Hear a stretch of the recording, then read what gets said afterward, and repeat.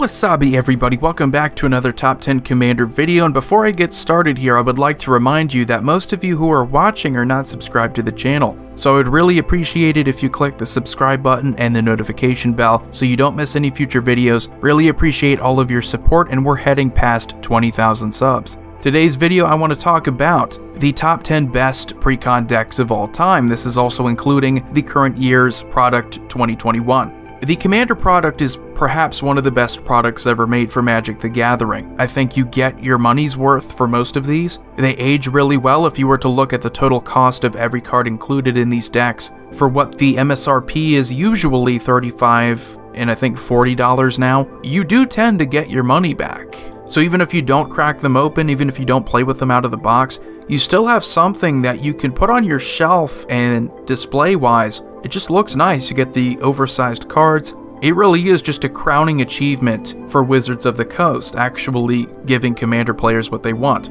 So number 10 here, we have Timeless Wisdom. Now this is the newest deck on this list. It's really one of the only newer ones. Timeless Wisdom, I think it offers you support for a strategy that I think is growing. It's also incredibly underrated, and that is the cycling strategy. Cycling is a very cool ability. I mean, it goes back to the Urza block, I believe. And you're just discarding cards to draw cards, you're discarding them for other abilities too. You can get lands, you can get specific creatures, but cycling is the main focus of this deck, and even in addition to that, we have to take into consideration the value that you will get.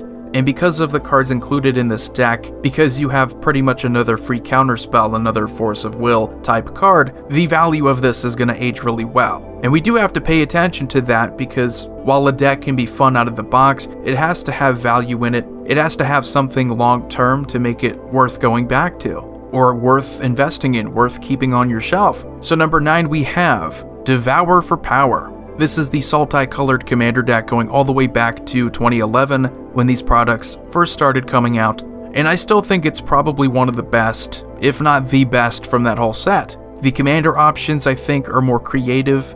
The value is pretty good. I think the value is pretty much on par for all of these. It really just comes down to what is the most creative for me, and I think the Mimeoplasm is just the shining example of creativity with this product.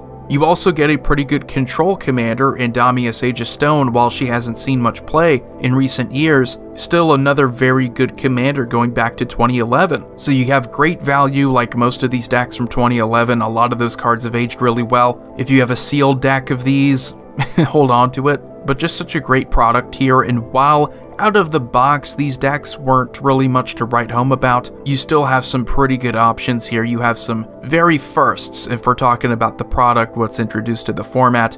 And then number 8, we have Merciless Rage. Now this is the deck that's all about madness with Anji or Anye Falconwrath, and the whole point here is to discard or just synergize with madness.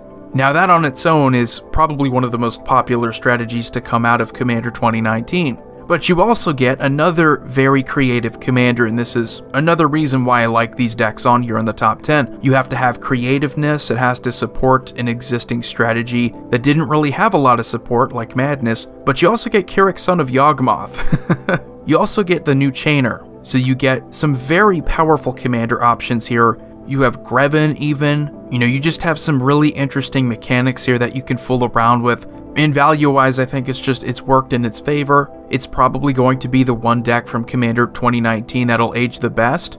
And that's saying something, because I like the other decks too. It's just I think this one works the best, it has the best mechanics, and it's the quickest. And then we have number 7, Built from Scratch. Built from Scratch from Commander 2014 out of the box. I mean, these decks, some of these were really good. But Built from Scratch is probably the best one of these decks out of the box. In addition to the Freyalise deck, that one was really good, but Built from Scratch, you have a commander here that is pretty much just an engine, where you're sacrificing artifacts to bring artifacts back, kind of like a Goblin Welder. You get good card draw, and you have a way of constantly bringing back artifacts. It has a powerful ult. Monocolored Planeswalker decks didn't really get me excited at first, but you do get good playability out of the box, you get your value, and you get strong mechanics.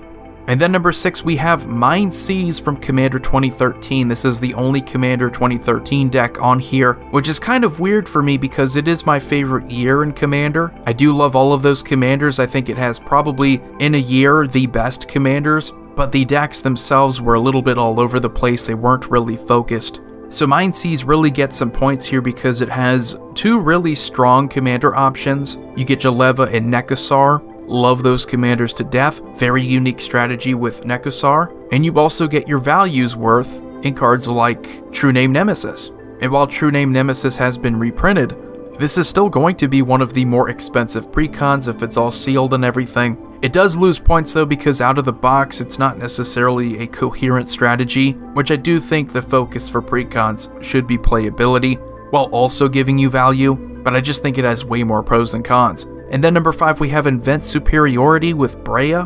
Here in this deck, you also had 3 partner commander options. You had 3 of them. You had Akiri Lineslinger, you had Silas Wren, and then you also had Bruce Tarl. So in addition to giving you really the first 4 colored commander options, you also had the first in partner commanders, making these easily. If I had to say there was one year that was the best for precons, it was 2016. Because what you got was just creativity and you got serious value. I mean, Commander 2016 had a relatively lower print run, at least compared to now.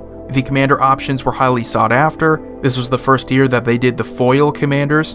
A lot of firsts here, really kind of peaking. If you ask me, I think Commander 2016 was just the high point here at this product, and they haven't really been able to meet it since, because this was such a great product. I think it'll live on in memory as just being the one product that Wizards of the Coast just really went all out on. So without a doubt, I think one of the most popular commanders of all time, and probably one of the best precon decks of all time. And then number 4, we have Plunder the Graves from Commander 2015 with Marin of Clan Neltoth. Marin, another very popular commander, one of the most popular of all time in the graveyard-focused strategy. What was so cool about Commander 2015 was that you had the experience counter mechanic, so that the more you left your commander out there and you synergized with it, the more experience counters you got, the stronger your commander would be. And Marin's ability didn't even need that many experience counters, and you could still take advantage of some very powerful creatures. It's like if we took Carador Ghost Chieftain, but made him cheaper, yeah, only in 2 colors, but still very easy to take advantage of. You don't even need to spend mana, and you will get creatures back to your hand at the very least.